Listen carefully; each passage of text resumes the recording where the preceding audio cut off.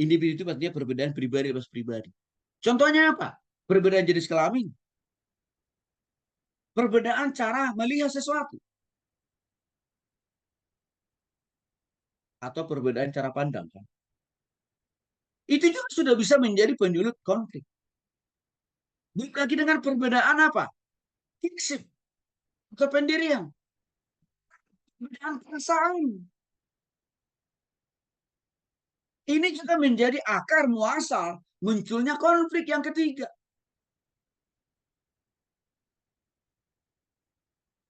Di dalam diri manusia.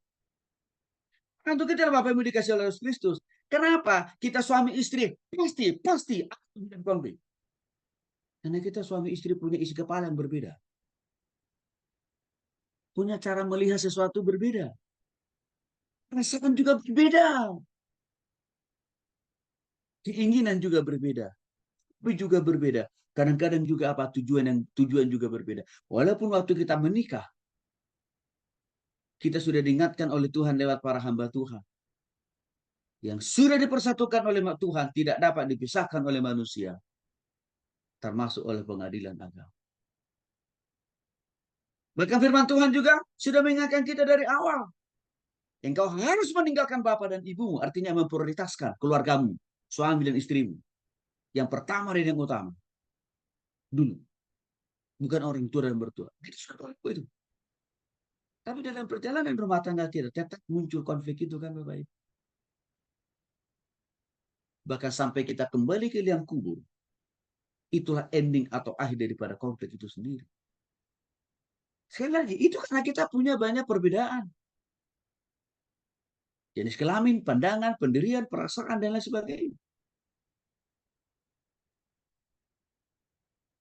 Belum lagi, kita sudah berumah tangga, kita punya anak. Makin berpotensi di sana muncul konflik. Karena sudah pasti. Kehadiran anak itu menyebabkan munculnya juga perbedaan-perbedaan yang makin lebih banyak lagi. Ditambah lagi kalau kita, ya tambah lagi ada datangnya mertua, orang tua, kakak, adik ipar. Itu udah pasti. Bisa menyulut sumber konflik. Belum lagi kalau kita sudah bekerja dalam suatu usaha bisnis. Kita punya karyawan. Bayangin Bapak Ibu, karyawan kita itu ratusan bahkan ribuan.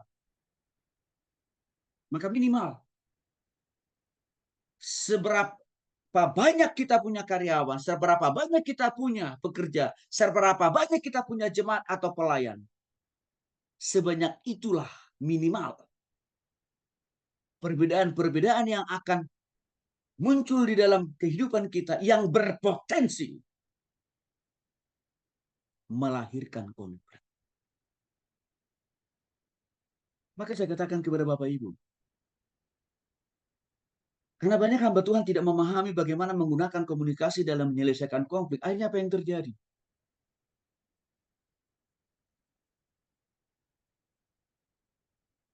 Kehadirannya justru menjadi penyebab pecahnya gereja itu. Kehadirannya justru menjadi penyebab bangkrutnya perusahaan itu.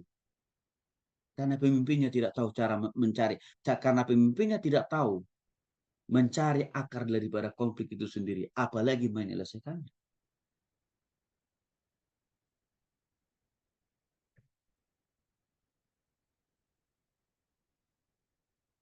Kita ambil contoh yang konkret.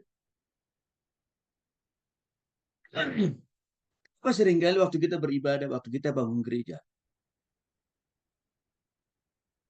Ya, di tengah-tengah saudara kita yang non-Kristen.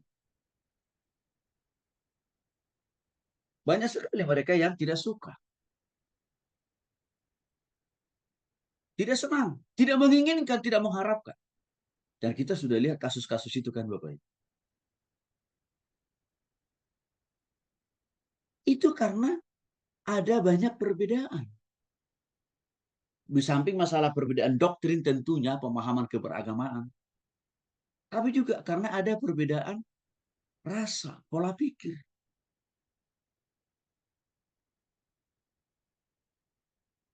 Sehingga terjadi penolakan itu. Apalagi saya katakan tadi, perbedaan di dalam keluarga. Itu pasti ada. Maka untuk itulah Yakobus pasal 3 ayat 14 mengatakan, jika kamu menaruh perasaan iri hati, dan kamu mementingkan diri sendiri alias sama dengan egoisme, janganlah kamu memegahkan diri, dan janganlah berdusta melawan kebenaran. Artinya, egoisme hanya mau pandangannya dipahami orang, diterima orang, hanya mau perasaannya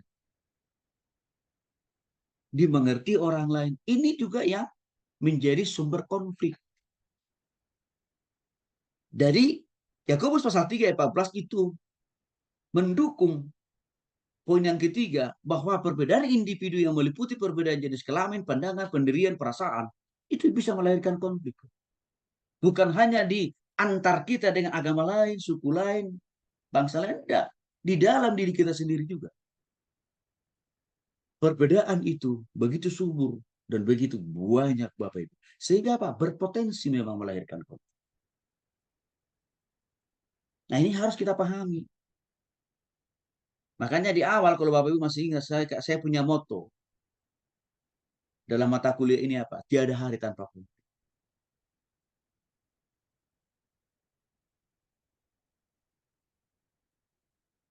Ya, karena kenapa? Karena memang kita itu punya banyak perbedaan, punya banyak keunikan, dan tidak bisa dipaksa supaya kita menjadi sama.